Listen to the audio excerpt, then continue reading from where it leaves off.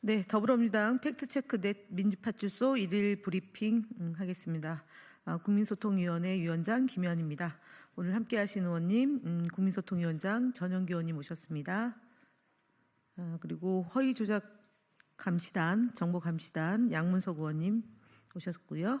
김동화 의원님 오셨습니다. 어제 민주파출소 현황은 2월 10일 9시 기준으로 1,855명이 방문했고 제보는 636건입니다. 누적 방문자 수는 30만 7,286명이고 누적 제보는 8만 1,965건입니다. 매체별로 네이버가 21.86%로 제일 높은 수치를 기록했고 그 뒤로 유튜브 20.13%, SNS가 15.72%, 커뮤니티가 12.11%로 제보되었습니다. 주요 제보 내용은 문형배 헌법재판소와 관련된 전방위적인 허위사실이 유포되고 있다는 점이며 테러 위협까지 이어지고 있다는 점이 심각합니다. 이 내용은 양문석 의원님이 말씀하시겠습니다.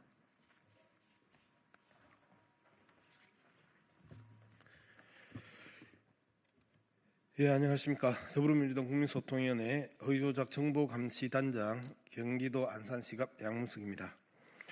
문영배 헌법재판관을 겨냥한 허위사실과 비방이 집중적으로 신고되고 있습니다. 현재 그 커뮤니티를 중심으로 문영배 재판관의 개인정보가 유출되었으며 휴대폰 문자 및 전화 테러가 자행되고 있습니다. 정말 이 부분 심각한데요. 아동 성착취 사이트에 문영배 재판관이 댓글을 달았다는 등의 정말 이제는 막가는 그러한 이 가짜 뉴스와 조작된 정보가 살포되고 있다는 부분에 대해서 정말 심각하게 긴장해야 되고 심각하게 저희들은 바라보고 있습니다. 뿐만 아니라 조직적인 인신공격과 허위 조작 정보 살포가 극우 커뮤니티에서 급격하게 확산되고 있습니다. 이런 악의적이고 조직적인 범죄 행위는 국힘 지도부가 앞장서서 부추긴 결과라고 저희는 보고 있습니다. 국힘 권성도 원내대표는 문영배 헌법재판관이 이재명 대표의 모친상에 조문했다는 허위조작 정보를 살포하였다가 사과하기도 했고, 그리고 사과 자체가 진정성을 담지 않고 뭐 그럴 수도 있지 수준의 행태들이 계속해서 이러한 암세포들을 확산하고 있다. 저희들은 그렇게 봅니다. 특히 권성동 원내대표는 문영배 권한 대행의 결정은 법치가 아닌 인치에 불과하다며 헌법재판소의 현재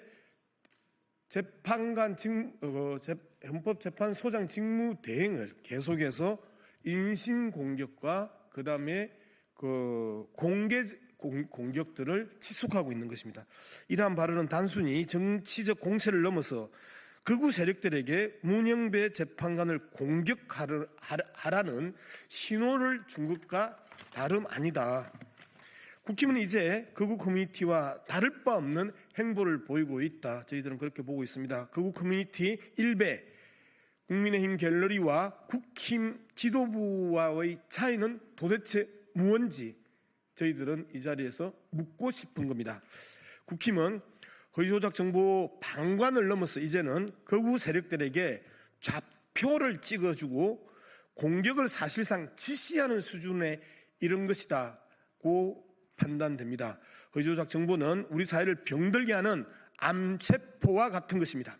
이를 방치하고 퍼뜨리는 것은 암세포가 급격히 증식하는 것을 묵인하는 행태입니다.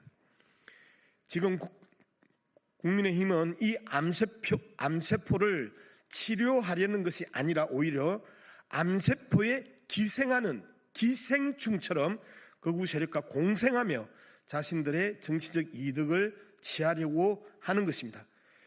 국힘은 즉각 허위조작 정보 살포와 흉악 범죄의 모의를 조장하는 극우 세력들과의 유착관계, 공생관계를 끊어야 합니다. 정치적 폭력을 도구로 삼는 극단주의 정치에서 벗어나길 강력히 촉구합니다. 네, 국민의힘 거짓말 시리즈 7번째 발표하겠습니다.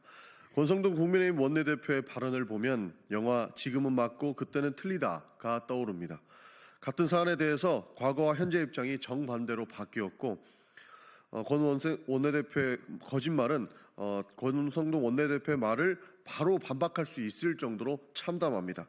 지금은 맞고 그때는 틀린 것입니까? 권성동 원내대표는 지난 12월 17일 원내대책회의에서 대통령 권한대행은 헌법재판관을 임명하지 못한다라고 발언했습니다. 그러나 이는 명백한 거짓말입니다. 그리고 말바꾸기입니다. 헌법재판소 법에 따르면 대통령은 헌법재판관을 임명할 수 있으며 국회 선출 및 대법원 지명 몫의 헌법재판관은 요식적, 형식적 절차에 해당하기 때문에 대통령 권한대행 역시 이를 수행할 수 있습니다. 더욱이 헌법재판소의 기능을 유지해야 한다는 필요성을 고려할 때 권한대행의 임명은 정당화됩니다. 실제로 2017년 박근혜 전 대통령 탄핵 심판이 진행되던 당시 황교안 대통령 권한대행이 이선의 헌법재판관을 임명한 선례도 존재합니다. 그런데 흥미로운 점은 권 원내대표가 같은 문제에 대해 2017년에는 정반대의 입장을 보였다라는 것입니다. 당시 권 원내대표는 박근혜 전 대통령 탄핵 심판 선고 기일이 확정되기 전인 2017년 2월 1일 퇴임을 앞둔 이정미 헌법재판관 후임 절차에 대해 이렇게 말했습니다. 이 재판관 후임을 대법원장이 지명하고 황교안 권한대행이 임명하는 절차를 지금부터 밟아야 한다. 즉 탄핵 심판이 진행 중인 상황에서도 대통령 권한대행이 헌법재판관을 임명할 수 있다고 주장한 것입니다. 또한 당시 기자들이 황교안 권한대행이 헌법재판관을 임명할 권한이 있느냐라고 묻자 그는 권한대행이 임명할 수 있다. 대법원장이 지명하는 헌법재판관을 대통령이 임명하는 것은 형식적인 임명권이다. 라고 답했습니다. 그러나 2024년이 되자 권 원내대표는 대통령 권한대행은 대통령 탄핵 심판 결정까지 헌법재판관을 임명할 수 없다라는 입장을 내놓았습니다. 2017년에 자신의 발언과 정면으로 배치되는 주장을 한 것입니다. 권성동 원내대표에게 묻지 않을 수 없습니다. 지금은 맞고 그때는 틀린 것입니까? 아니면 그때는 맞고 지금은 틀린 것입니까? 이런 태도야말로 국민을 기만하는 정치 행태의 전형이라고 할 수 있습니다.